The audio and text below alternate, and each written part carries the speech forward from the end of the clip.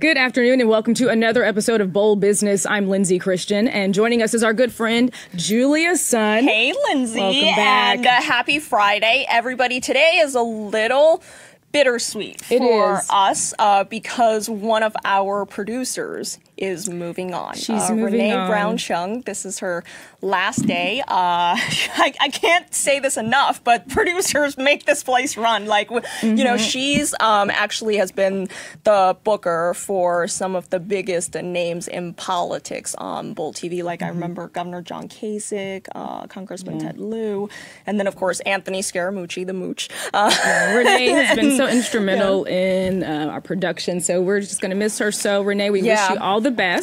Yep, you will be missed. All right, so our producer, speaking of producers made sure we have a great lineup today. Joining us first for headlines is my dear friend, business reporter Renita Young. Hey. Hi. Hi. See, we got the mail. I know, we're I all didn't even email you or text you, but we were on the same page today. Yep. So let's jump right into our headlines, starting with USA Gymnastics trouble. The governing body of the competitive sport recently filed for bankruptcy in Indiana. And Julia, I know you're a gymnastics fan and you follow this closely. So what's the reason behind this? Well, unfortunately, there are only two words, Larry Nassar. We all recall that he was the national team's doctor, and he was molesting more than 350 young athletes. And when I say young, I do mean underage, right? And he was eventually sentenced to up to 300 years in prison in the state of Michigan, and he's serving that. It was really heartbreaking, and we all agreed that USA Gymnastics was 100% in the wrong. And with that wrongdoing, it came a lot of lawsuits. And one of the things about defending the lawsuit is they really don't have a defense for all these lawsuits. So this bankruptcy filing, this Chapter 11 filing, is essentially a workaround because it buys them a little bit of time. And here's what I want to ask you, Renita. How does this Chapter 11 process work? And does this ultimately change anything for all the victims of Larry Nassar?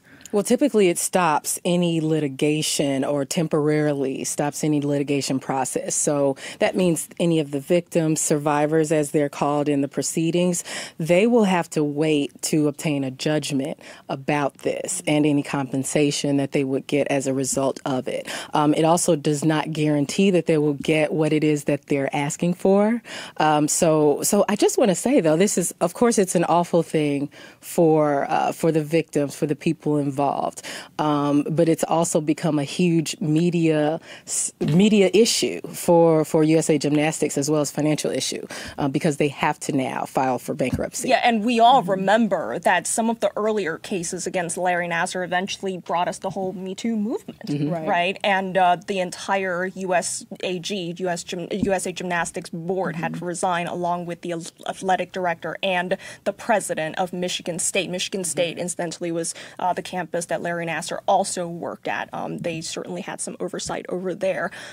So I guess I'm just hoping the victims still get what they deserve, because nobody deserves this kind of atrocities. Exactly. And the jury's still out on that, about how much they will actually get. But for now, those cases are temporarily halted until they work out the bankruptcy proceedings.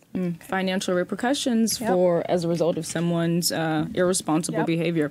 So let's change the subject a little bit. We're talking about finance and money, but it has been a positive year for borrowers and lenders. According to Forbes, small business owners' loan applications were approved at a high of 26% at big banks. Meanwhile, small banks granted more than half of the small business funding request they received in November of 2018. So, Renita, do you think this will cost our economy somewhere down the line? Eventually, yes. Now, let me explain why. Because a lot of this has to do with the strength of the economy and at what pace the Federal Reserve raises interest rates.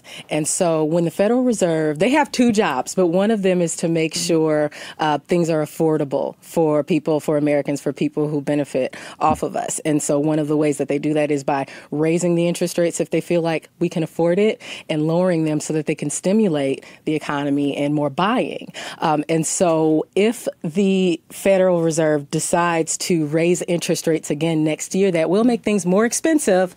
So a lot of loan officers, different people in the loan space have been encouraging small businesses to secure their loans right now for things that they might need in the coming year, because right now, many people are saying the economy is overheating and we might be hitting a bubble. So this would be the time now, if you're an entrepreneur, to submit those applications to banks. Yeah. It would. All right, moving on. And this is really fun, okay? If you can't live without coffee like me, then you're in for a treat. According to Reuters, Starbucks is teaming up with Uber Eats to deliver food and coffee in the U.S. That means we don't even have to get out of our pajamas for those morning delights. That's really lazy. Sure. Get up and go get your coffee. I'm not sure if that's a good thing or a bad thing. Renita, do you think that's good or bad? I think good or bad for the company, for Starbucks. Good for Starbucks. So a little bit more background. Starbucks, they have heavy competition happening in the U.S. and in China. So they're looking for different ways to make money. So this could ultimately be good for them, especially if we overuse it.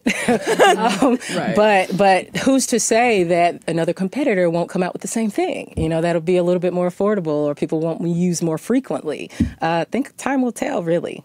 Yeah, I think it's just, I don't know, I'm gonna become lazy. Are you gonna be one of the ones to take advantage of that? Yes. Just put your clothes on and go get your cup of coffee. They're at every other corner. To burn the calories before you drink them anyway. They're at every other corner. You Renita, can find one anywhere. Thank you so much for joining us and sharing your insights. Business reporter Renita D. Young. Happy holidays. Thank you. Happy holidays. All right, so I am booking an appointment. This is on my to-do list. I'm booking an appointment with our next guest. If you don't know, or if you don't know about this guy, Morgenstein, if you need some headshots, he's like one of the top headshot photographers in the city. And he's here to tell us why we should make it a priority. And you have a nice headshot there. Welcome, Barry. Hey, how are you? It's great to see you. Barry actually did my headshot when I was pitching a show back in 2017. Beautiful. Thank you. Appreciate it. You're the go-to headshot photographer. I appreciate that. For television hosts and television anchors not just in New York, but also Washington, D.C., pretty much DC, like along Nashville, the East Coast. and I have people coming from all the country to see me. What's your luckily. secret? You know, it's people ask me that all the time. It's a combination of, I guess, the lighting. It's making people feel comfortable. You know, it's some people come in nervous, so I kind of just make them feel relaxed. Between me and my team, my makeup artist, Maureen Walsh, who you know well. You know, she's great at making people feel comfortable. That's what it's all about, just making people feel relaxed and just looking like themselves and just having a good time. We have a good time. We have music playing in the studio. Because you want people to look their best. Exactly. Like, not unlike themselves. Not overdone, you don't want to turn not over-retouched. Exactly, right. Yeah, but just you still want them to look happy and look like, their best self on a really good day. Absolutely. Absolutely. And that's what we do, hopefully. Barry, I'm just curious to know how you got started in photography. Like, tell us about your journey. Actually, well, it's interesting. I started off as a musician. A musician turned photographer, okay. The thing was, I was not very good. That's what got I was not a good musician, but I love music. So I started photographing all my friends who were musicians, and I just realized I had a natural eye for it. I just loved the music. I loved hanging out with musicians, and I just knew how to capture them. So when I started my career, it was working for record companies, shooting musicians, and I guess that's how I found my journey.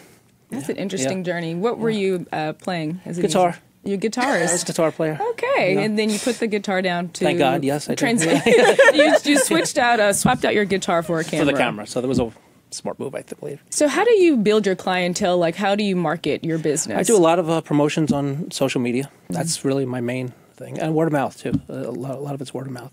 But social media, Facebook, LinkedIn is how I get a lot of my work. Well, you have a lot of happy clients, right? And then I mean, I they repost the photos. like personally, I have worked with I would say at least 300-400 photographers, and so like come on, we're on TV, like we see photographers all the time, but I think the fact that a lot of television personalities go to you, that's a statement by itself, just because we have so much access to great photographers, not just in New York, but Los Angeles, everywhere else. And then I feel your work just speaks for itself. I appreciate it. Yeah.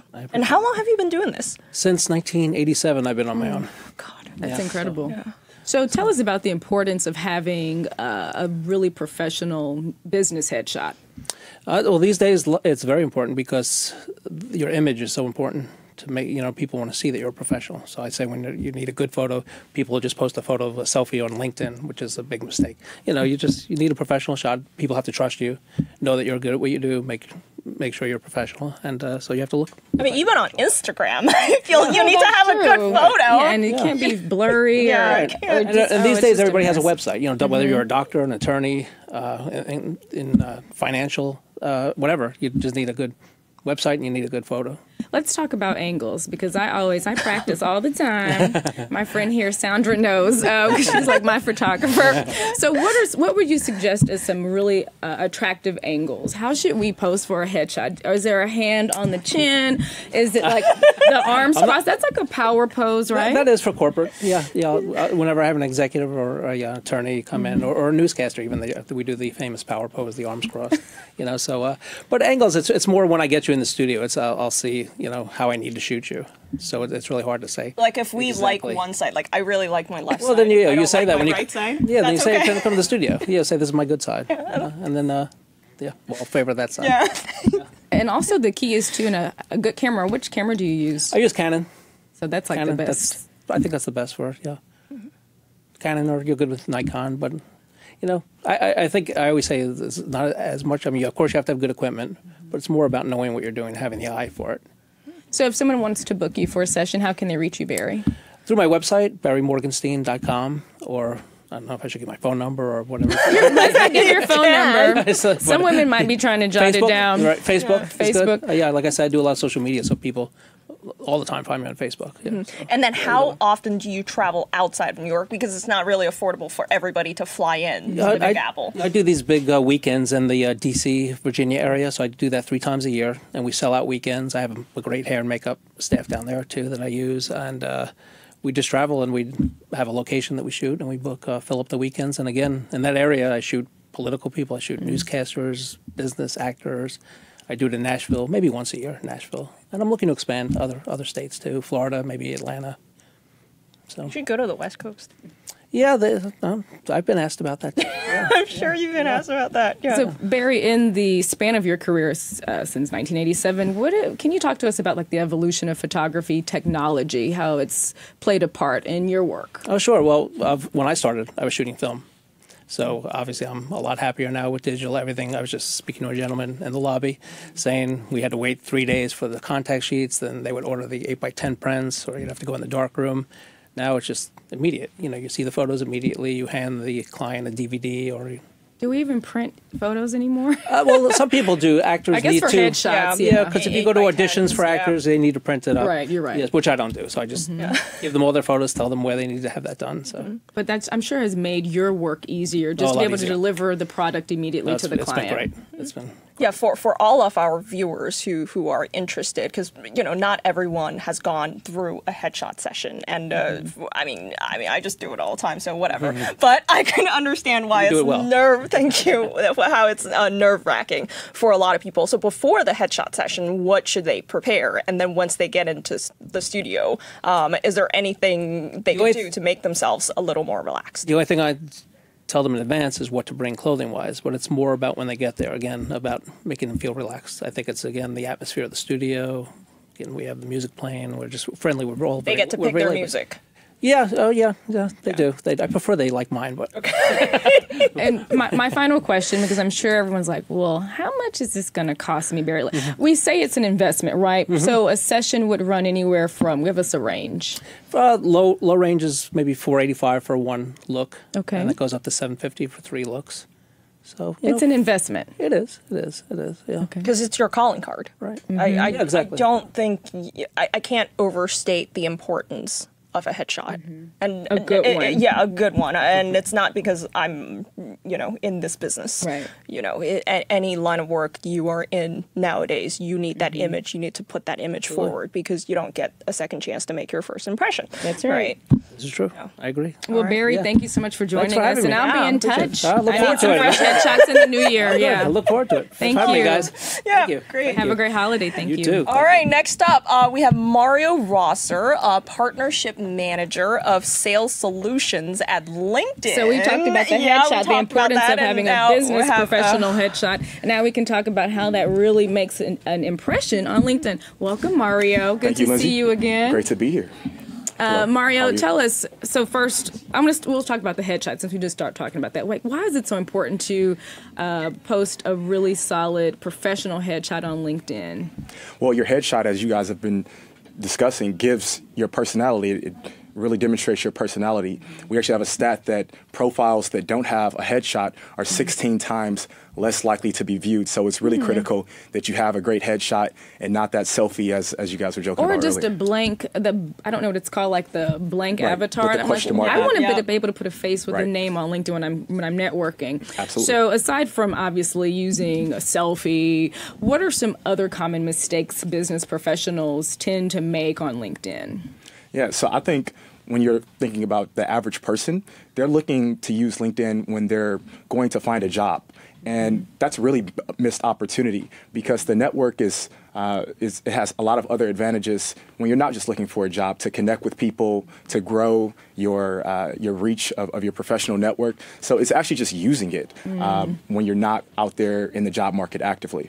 So you say using it, but using it effectively. So that means what, Mario? Like making sure you're connecting with the right people, sending messages. Like, what would be an effective way to use LinkedIn? So it's not just, we're just not stagnant on the site. Right. So LinkedIn is your professional representation online. So if you think about that, it's the place where you can tell your story in your own words, like other social media sites, but this is focused on your professional life.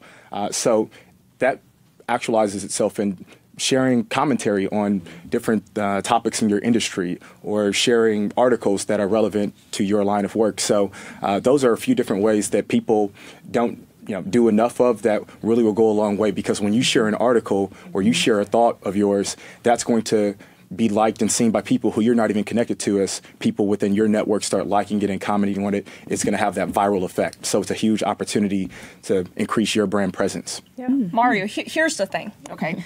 The viewers on our show, most of these people are millennials. There are some Gen Zs too. So let's just say we're not exactly on LinkedIn all the time. We're on Instagram, obviously, and sometimes Facebook. Sure. And it takes a lot of time to run a social media, let alone 3 or 4. So you're not going to get everybody during this age group, right? So out of all these millennials viewers that I have right here, what kind of people should consider LinkedIn a little bit more?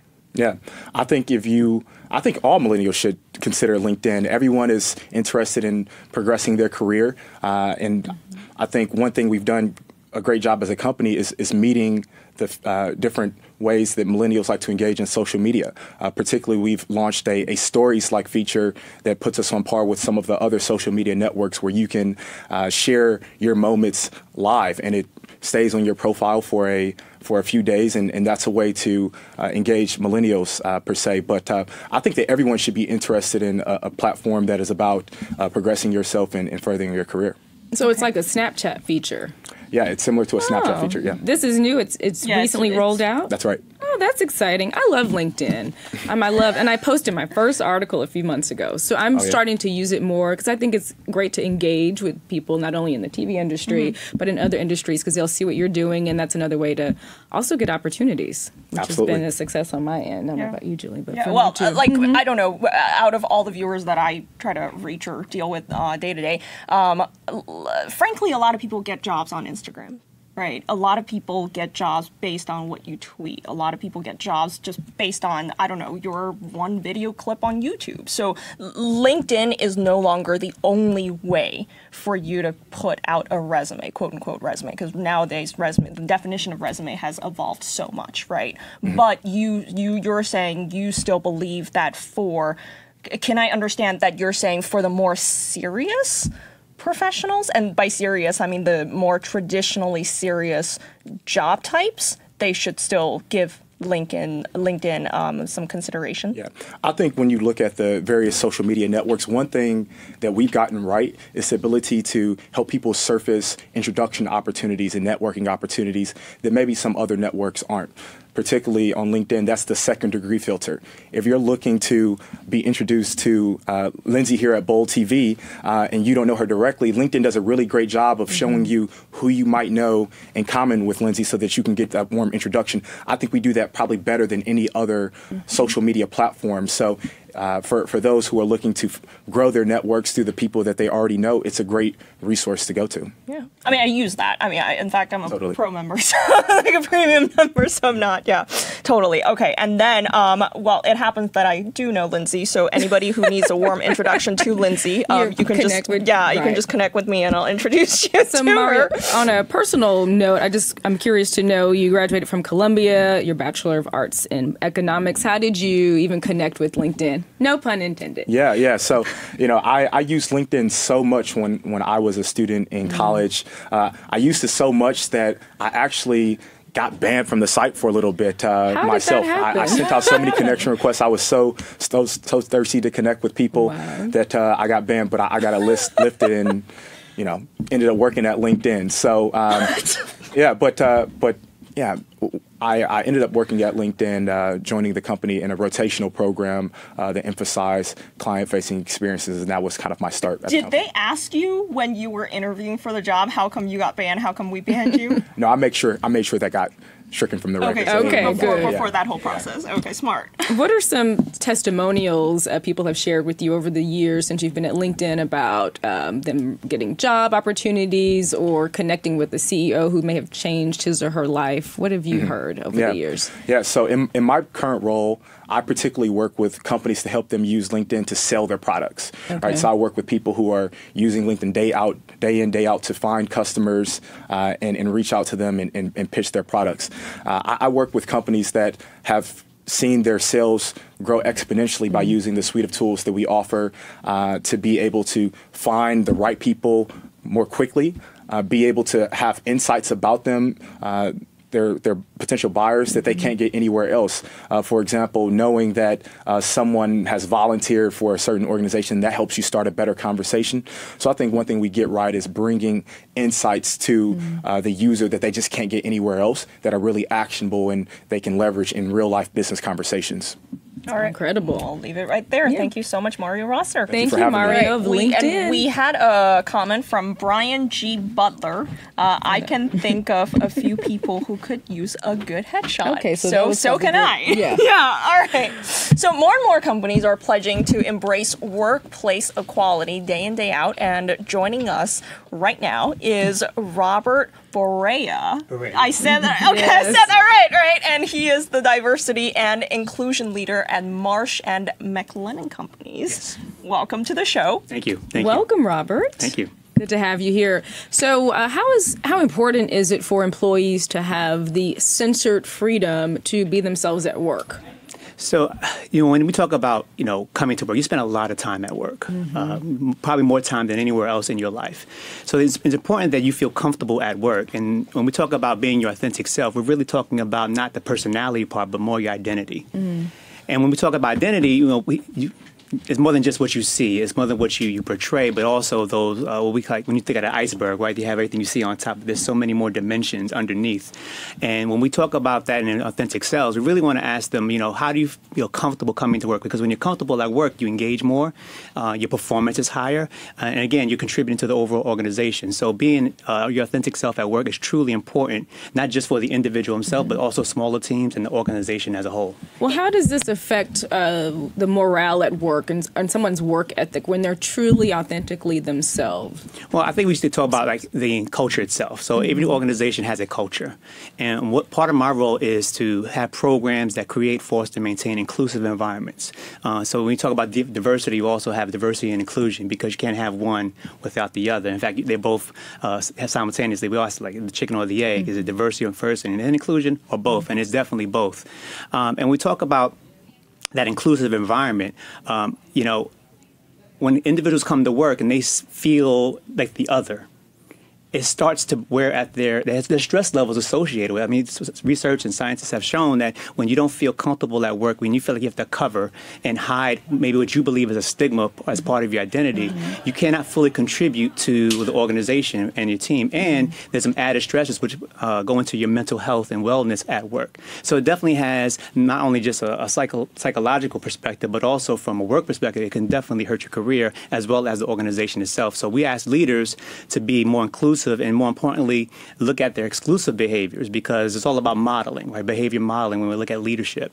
And if we have leaders who don't model this behavior inclusivity, then people won't feel comfortable being their authentic selves, and therefore they won't be able to contribute overall.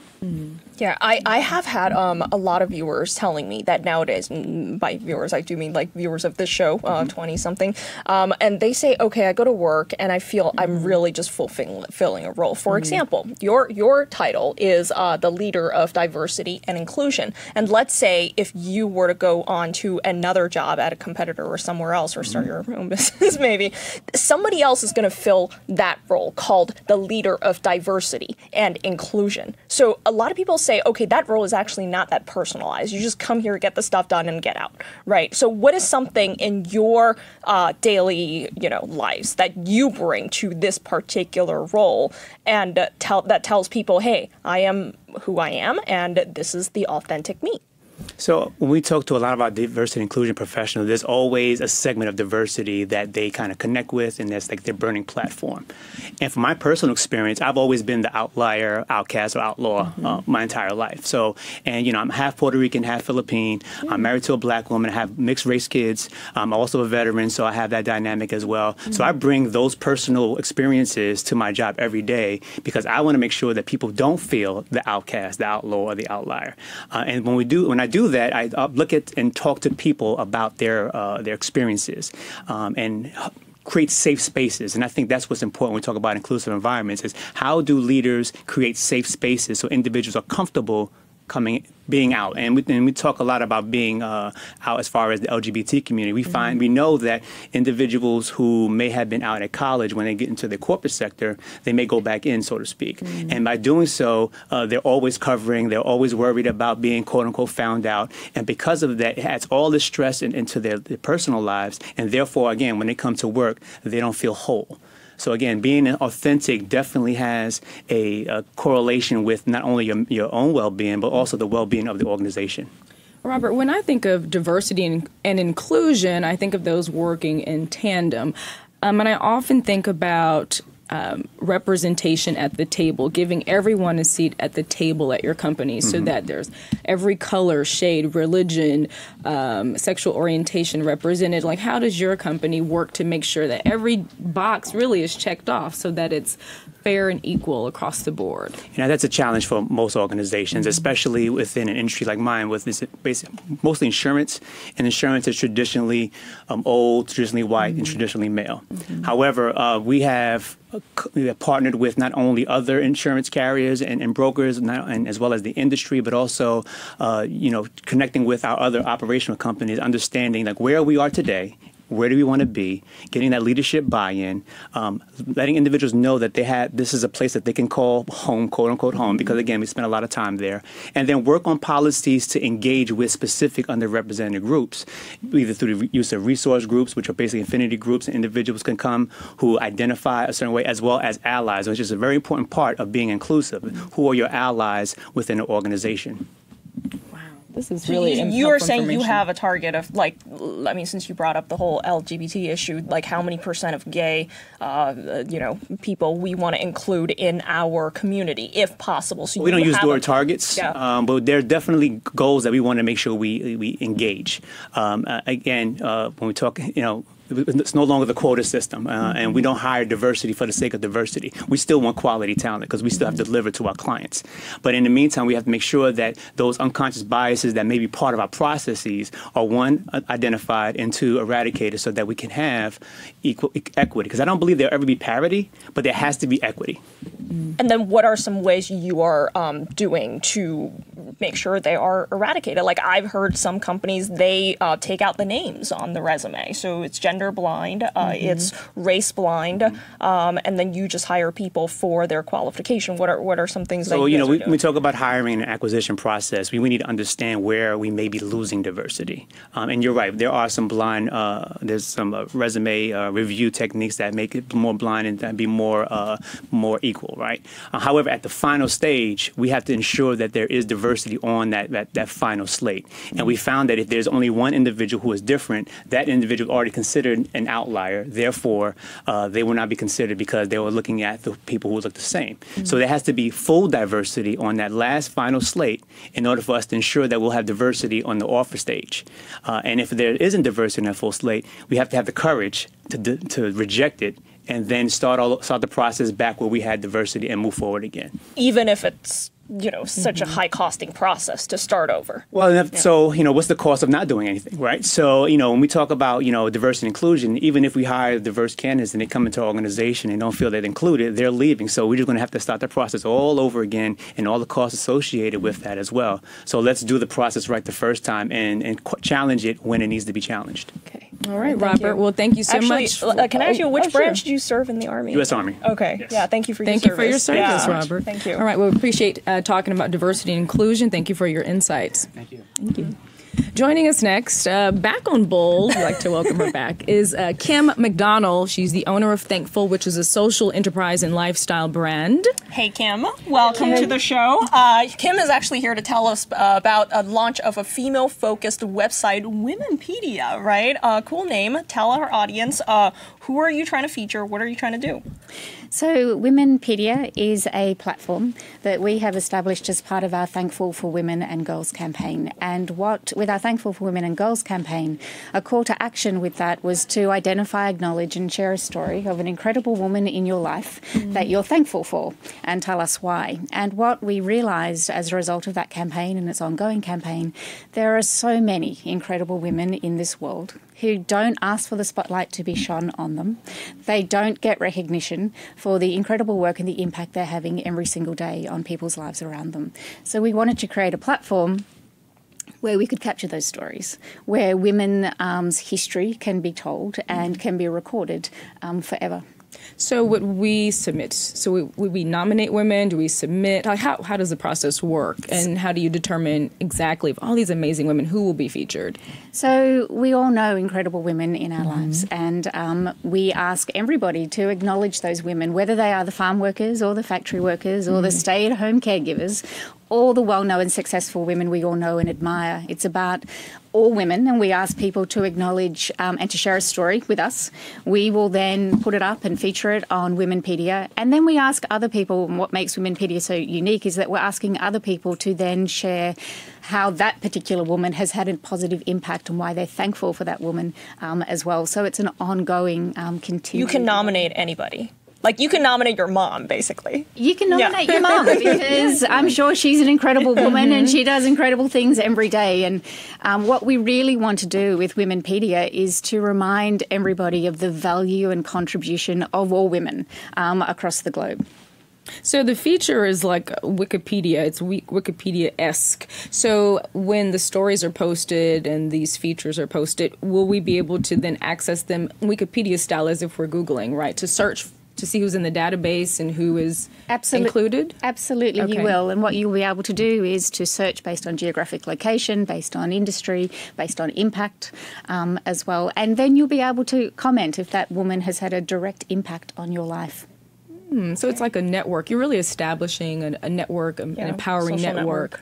Yeah, an online hub of incredible women. I mean, what I want to ask you is, of course, there are so many women who are underappreciated. I know that. But as a founder yourself, what gave you the idea that, oh, God, I have to do this? What was the moment that you said, oh, well, so many incredible stories flowing around, and I'm actually going to get this done?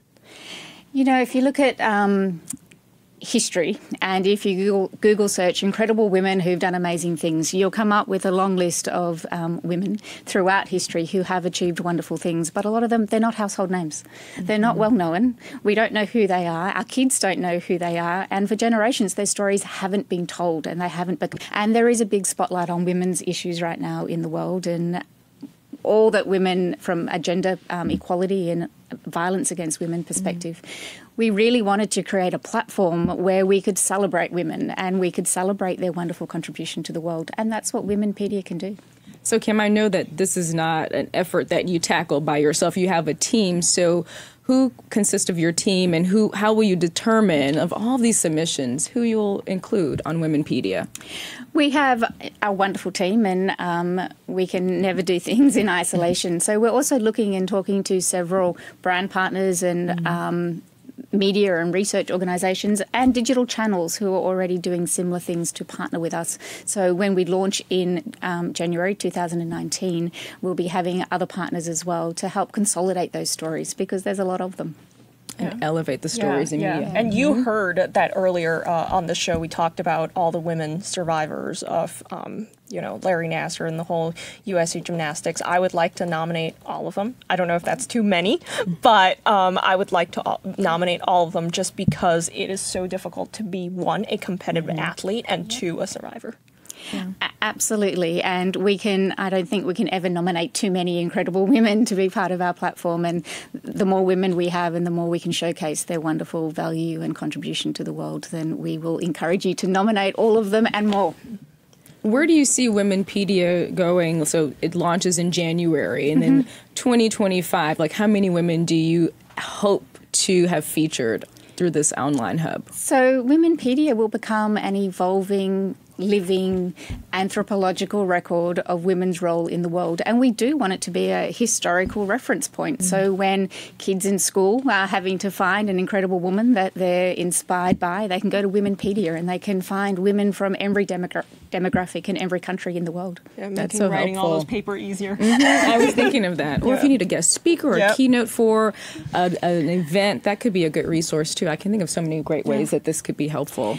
And the wonderful thing about the platform is that not only will you be able to submit your story in a written format, but a photographic format as well as a video content format. So it will be quite interesting and interactive as well. Leveraging technology in every way you can. Absolutely, we are, yes. Well, Kim, we thank you so much for joining us, and best of luck as you launch Womenpedia in January. Thank you. Thank you so much. Take care. All right, our next segment, we're joined by Dr. Lara Oboler. She's the co-founder and CEO of MD Concepts. Hey, welcome to the show. for having me. MD Concepts. That's right, MD Concepts. What is it? Okay, so this is a journey that I did not expect. I'm a cardiologist, and when I was around 34, after I'd finished my medical training, I was in a practice. My career was set. I decided it's time to have a baby, and I assumed I would go and get pregnant, and everything would be exactly as I planned. But as everyone knows, that's never how it works. It's not always the case. So after trying for about 4 months to get pregnant, I started doing a lot of research, and I read about something called N-acetylcysteine. N-acetylcysteine is an amino acid. It's a potent antioxidant. It is a potent mucolytic. It's used for cystic fibrosis. It's used for Tylenol overdose. It's used to protect kidneys before cardiac cath. But I didn't realize, I didn't put two and two together, that it also could help a woman get pregnant. And basically how it works is the main barrier between a sperm and an egg is cervical mucus. And if you can break that up and make that swim a little bit easier, it can help you. So I tried it. It was my 5th month trying. I decided to go see a fertility specialist. And I was sitting with my husband in the office, and the doctor said, we need to do these tests and start these medications. I need to do these procedures. And I said, bring it on. You know, whatever. I want a baby. Okay, let's do it. And as we were sitting there, the nurse walked into the office and said, stop everything. You're pregnant. And I said, I am. I did something differently this month than the other 4 months. And the doctor said, did you take a mucolytic? And I said, yes. He said, that's why you're pregnant. And that's when a light bulb went off in my head. I thought, if I'm a doctor and I didn't know about this, there must be other women that, don't know about this. And that was the premise of starting my first company, Preg Prep. Preg Prep is Preg Prep. I love yes. that name. We sell it at CVS, Walgreens, Rite Aid. It's online at pregprep.com. So it's considered an over-the-counter. It's an over-the-counter supplement. So you don't need a prescription. You don't need a prescription. And we have products for women and men, actually, to help the couple conceive. But after that, how I ended up doing MD Concepts is I had doctors from all over the country come to me and say, I have a great idea. How do I get it from my head to the shelf? How does that work? How did you do that? And I had urologists, OBGYNs, dermatologists, doctors from all types of specialties ask me for help. And that's why I started MD Concepts. That's my second company. And we've actually just launched our first product from MD Concepts. It is called Revactin. It's on revactin.com. And it is a product that was invented by the doctor that did the research that led to Viagra.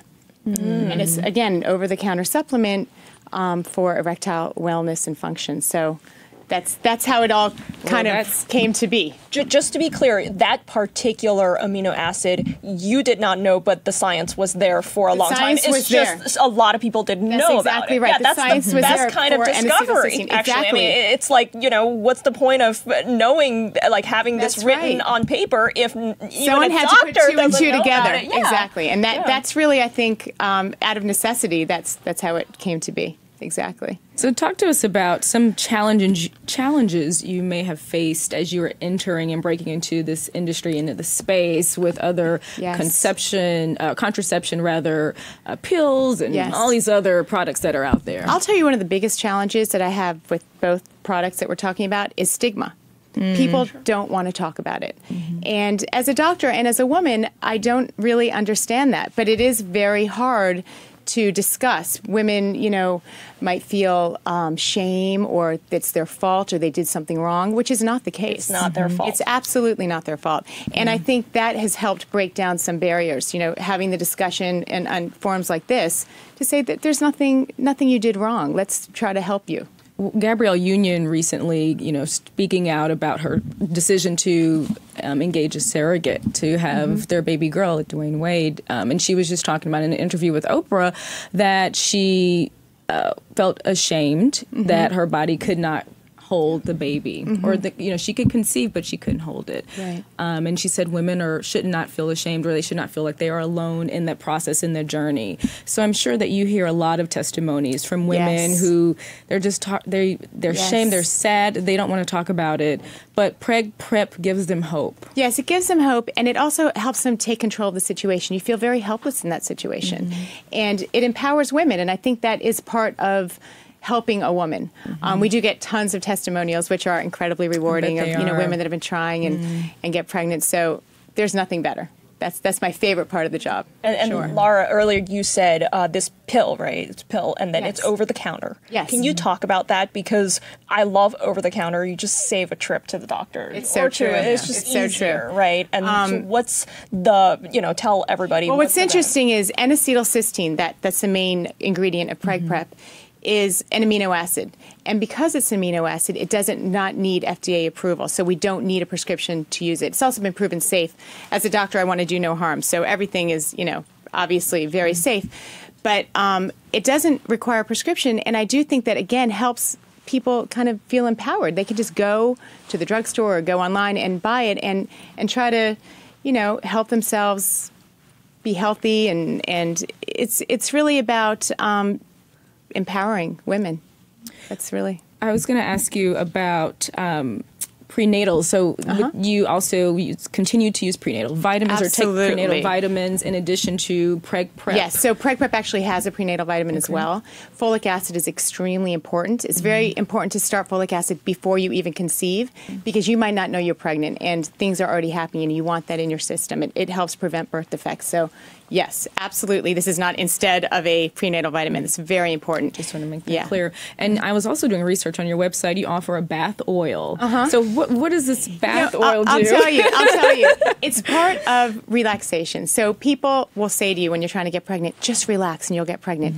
Number one, that makes you feel like you want to throttle them, right? And it doesn't make you relax. And it makes you feel like you're doing something wrong. It's your fault. So we thought we'd give people a tool to relax. Just take a nice little warm bath, relax, get in the mood, all of that. Help them get in the mood. Yeah, all that. Exactly. And then I really like the fact that you are trying to destigmatize this whole process. How many women do you think, let's just say in America, are subject to this kind of problem? Because it's a pretty common problem. I do want to very clearly say that this is not for infertility. If you have infertility, you should see a doctor. You should, get that worked up. This is for women that are just starting to try and saying, you know what, I want to get healthy. I want to maybe improve my chances, nudge nature along a little.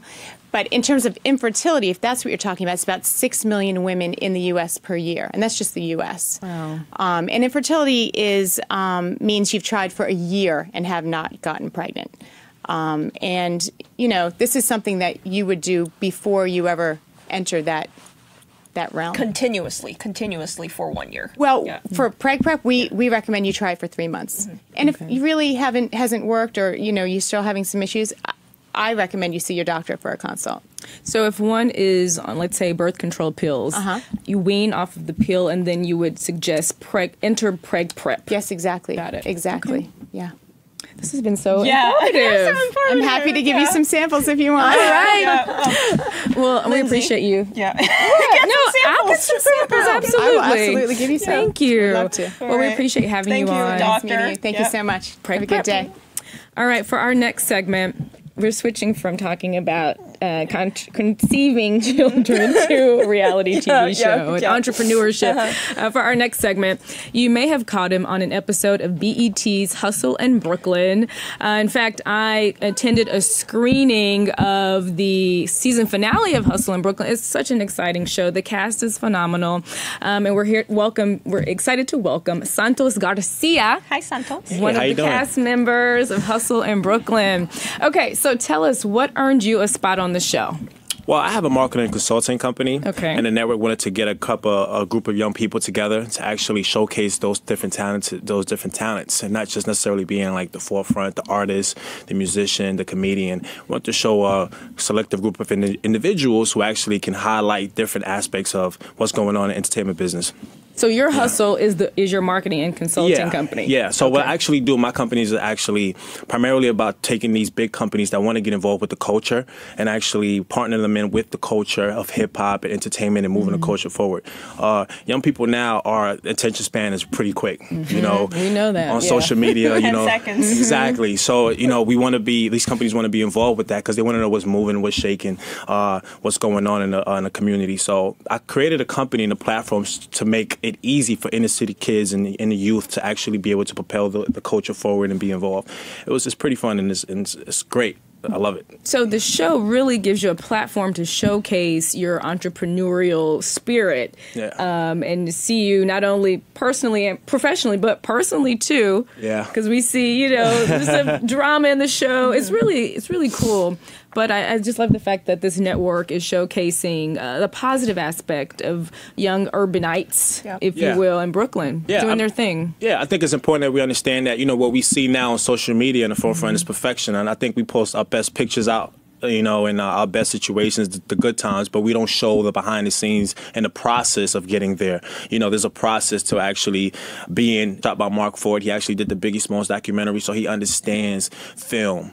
And he gave us the opportunity to be ourselves. This is not nothing where it was edited and no one, Well, it's reality. Yeah. TV, Reality. it's real. It really is real. Yeah. Well, before the top of the hour, before Lindsay and I came on, Lindsay posted behind the scene photos and videos. It's in on real time. Instagram. Those were in real time. We're trying. Yeah, and that's good. That's good. People love seeing stuff like that, Right. personable and engaging in that type of way. So it was amazing experience. What challenges have you experienced as an entrepreneur? Well, essentially case point why I started the company. It's not always easy to get in contact with these brands and the people that you need to get, just like the gentleman was talking about LinkedIn and there's always a challenge building that relationship and taking those first steps, hence why I started my company since 93, because I wanted to give people the opportunity to say, hey, if I have this idea, these are the type of brands I should reach out for. These are the type of people I should talk to. This is the plans that I should take and the steps that I should take. So there are challenges involved, but I want people to understand that, and especially the youth, that it's okay. Trust the process. It's not always going to happen that easily, but when it does happen, you're going to appreciate the journey more than actually the actual end result. And not just focused on chasing the money, chasing the paper, but trusting the process, as you said, and really learning through your journey how to become a better person, a better business person, man or woman, through it all. Yeah, because that's what makes us, the journey. So you've been through all that. So what were some of the tools you used to reach people? Oh, yeah. Well, LinkedIn was one of them. LinkedIn, yep. Sure. See, it works. There you go. It definitely works. I definitely use I'm on Facebook, on social media. Before I actually was on the show, I was a role manager for Neo, R&B singer Neo. So I got the opportunity to travel and meet so many different people. And so actually through those experiences, I had the opportunity to just build up my contacts, and I wanted to utilize them. But relationships, building relationships, and following through. I think that's essentially what helped me get there. The power of I networking. hear a lot of people telling me, is like, I'm building relationships. What am I going to do with all these people? Because it takes time to maintain It really your network, does. right? It does. If you get a 10-minute coffee break with one person, every, month, that time adds up. Oh, 100%. How do you maintain your network? Well, coffee breaks work. I think it's important that we also understand that relationships, the best meetings don't happen in the office space. I think for young people need to understand that now we're in a different time zone. They happen in bars. Yeah, they happen at the bar. On That's social true. media platforms, and I think you get a one-on-one connection with the individual, and you learn more about the people. I think people like to feel that personal connection and that personal investment.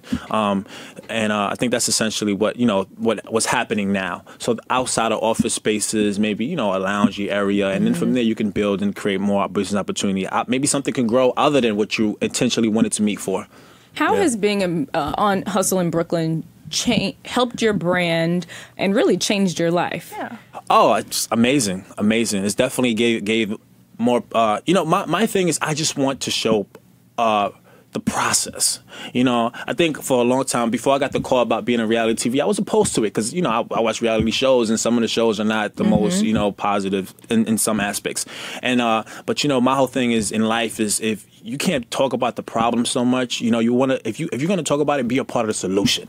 You know, and so when I had the opportunity, I said, this is my chance to show a different aspect of reality TV, and I'm happy with my edits. You know, I'm happy with the outcomes. You said that at the screening too. Yeah. So are more businesses or more brands reaching out to you? Or I'm sure it's easier to make those connections with these major brands because you have this presence on a big network. Yes. So they're more willing, I'm sure, to engage and give you some business opportunities. Yes, 100%. More brands and more people are reaching out to me. But essentially, what I want to show is just the process of getting there. You know, business is always gonna be good. You know, the energy that I put out is the energy that I get back, and things are doing really, really great. Give us an example of a few brands you work with or have worked with. Well, I've done partnerships with Verizon. I've done partnerships with Reebok. I did something with Jordan. We're getting ready for the Grammys now. You know, and these brands want to get involved with the culture and they want to get involved with the youth. So I thank them for actually picking up the phone and being a part of it. Those are no small brands. Great brands. Yeah, and then you walk the red carpet a lot, I assume, because you know what you do nowadays, right? Yeah. It's a beautiful journey, and I just want to continue to, you know, empower the youth, you know, and the inner city youth to continue to trust the process. Don't get frustrated with the word no. Specifically, what is the next step for you? Well, right now we're actually partnering with more companies, and then actually I'm going to start doing seminars and going to different countries and just continuing to move the culture forward in that perspective. What's the name of your company? Since '93. Spell it. Since SASENSE. Since '93. Since '93. All right. Well, check you out and keep an eye on Hustle in Brooklyn. Thank you for having me. I appreciate you. Thank you for coming. I know you have a very busy schedule. Thank you. We appreciate it. All right, Santos Garcia. To wrap up our show, hate saying this, let's talk about books. Bookster, our sponsor, is a website for book lovers and much more. If you don't know about it, check it out. Check it out. So Julia and I will be sharing our favorite books, fitting for a great Christmas gift, a stocking stuffer. And I'm going to start with one that should be on your list. It should be on your nightstand, which is Michelle Obama's bestseller, Becoming. Just even the first few pages will draw you in. Michelle really paints this picture of her childhood and then walks us through her journey from really childhood to the White House and now how she is continuing to use her platform and leverage her platform to empower women. As the former First Lady, I still say she's my forever First Lady. But just some tidbit. We take away a lot of interesting stories from her experiences in the White House and how she was able to create her own and bring her vision to life. For example, with the Let's Move gardening, healthy food initiative. Thank you. And just some other business initiatives that really she was able to incorporate as the First Lady. So it's a great read, and I hope to see her next week. She's coming back to New York City for her intimate conversation at Barclays. Yeah, I think a lot of people, you know, first instance may think, oh, she was in the White House. What does she have to do with my life? She was so incredible. I think she had such a rich life experience before her husband was even in politics. Yeah, she was she made her own living. She's completely self-made. She was a VP. Yeah. She ran a nonprofit. Yeah. She was a powerhouse. She still is a powerhouse, an attorney. I mean, she brought so much to the table as a businesswoman, and then add on wife, First Lady, mom.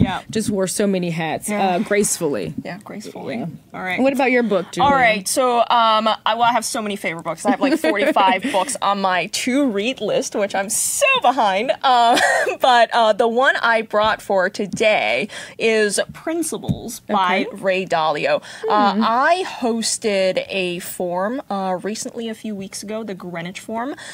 And Ray Dalio was my keynote speaker. Oh, where's the connection there? I had the distinct pleasure of having me sitting there giving me a summary of his book because, hey, I was just there, right? That's right. And he's not usually known as a person who gives people life advice, but this is one of those books that can help you to figure out what is really driving you underneath. Right. So a lot of people read his books because, I want to make $1 billion, whatever. Right. You know, sure. You can it's try. always about the why. It's why always create about that the business? Why become an entrepreneur? Yeah. What is why your why? do what so you Ray do. challenges us to think that way. To think about that. And to be fair, it's not the only book out there on Amazon elsewhere that gives you a step-by-step process to find your why. But it's one of the much better ones that I have seen. and it outlines what you need to ask yourself. I'm not going to give it away because you should all read it. So it outlines what you should ask yourself, because at the end of the day, you could be chasing papers, like you said, or you could chase the why. And if you just chase the paper, you're going to be comfortable for a little bit, and eventually you're going to hit a dead corner, and you'll be like, what the hell am I doing? I hear that all the time. What the hell am I doing? Have you ever heard of this saying, if you follow your passion, the paycheck will come? Yep. So most of us are really focused on, I won't say most of us, but some people are focused more so on the paycheck, and then the passion is just kind of dangling. But if you lead with that passion and your why, it'll happen. Yeah, you'll make the money. I'm not, saying it's wrong to follow the paycheck.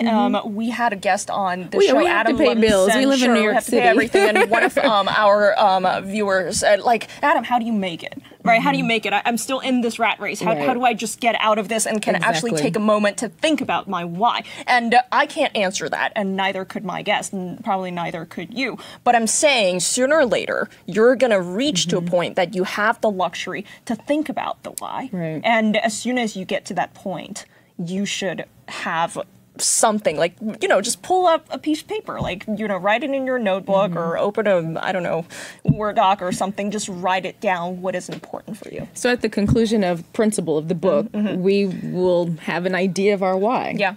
Okay. More or less. I'll have to add that to my reading there list. is no, of course, with all these kind of things, there is no guarantee because everybody is a little different, and we need our own timeline to search for our truth. That's right. But it doesn't happen overnight. Yeah, it doesn't happen overnight, but I think there are so many books that helps you to figure out your why out, on Amazon and elsewhere, and this is one of the better ones I've seen. All right. So Principle, Becoming, check those out. Well, that's the end of today's show. Thank you so much for being with us, and thanks so much to my wonderful co-host Julia, bringing such great energy to the show, and also a big thanks to our hardworking team at Gen, FKD, Bookster, and Bold TV. Please join us next Friday at noon. And please do not forget to join us back here later today for Bold Life at 2 p.m. Eastern, 11 Pacific. We're out of here for now, Lindsay and I, but see you guys very soon. Have a great weekend. Bye.